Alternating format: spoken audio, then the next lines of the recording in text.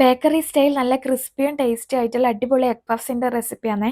1.5 cup മൈദയിലേക്ക് ആവശ്യത്തിന് ഉപ്പ്, sunflower oil, വെള്ളം ചേർത്തിട്ട് നല്ല സോഫ്റ്റ് ഡോ ആക്കിയിട്ട് എടുക്കാം.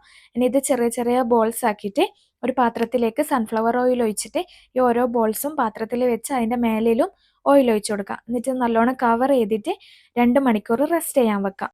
ഉള്ളി, പച്ചമുളക്, കറിവേപ്പില നല്ല ചൂടായ ഓയിലിലിട്ടിട്ട് ആവശ്യത്തിന് ഉപ്പും ചേർത്തിട്ട് നല്ല സോഫ്റ്റ് ആവുന്നവരെ വഴറ്റിയെടുക്കാം. ഉള്ളി നല്ല സോഫ്റ്റ് ആയിട്ട് വരുമ്പോൾ മഞ്ഞൾപ്പൊടി, മല്ലിപ്പൊടി, മുളക് പൊടി, ഗരം മസാല ഇത് പൊടികളെല്ലാം ചേർത്തിട്ട് പൊടിൻ്റെ പച്ചമണമെല്ലാം മാറിയിട്ടാകുമ്പോൾ 1/2 ടീസ്പൂണ് കെച്ചപ്പും ചേർത്ത് അവസാനം മല്ലിയിലയും കൂടി ചേർത്ത് മിക്സ് ചെയ്തെടുത്താൽ ഫില്ലിങ് റെഡിയായി. റെസ്റ്റ് ചെയ്യാൻ വെച്ച ബോൾസ് എല്ലാം നല്ല സോഫ്റ്റായി വന്നിട്ടുണ്ട്.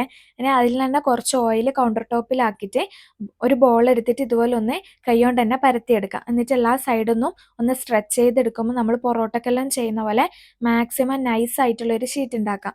എന്നിട്ട് 4 സൈഡൊന്നും ഇതുപോലെ മടക്കിയെടുത്തിട്ട് ഒരു സ്ക്വയർ ഷീറ്റാക്കി എടുക്കാം.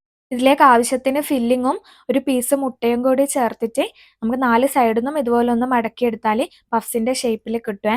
ഇനി ഇത് നമുക്ക് ബേക്ക് ചെയ്തെടുക്കണം. ഇത് സ്റ്റൗ ടോപ്പിൽ വെച്ചിട്ടും ബേക്ക് ചെയ്തെടുക്കാം.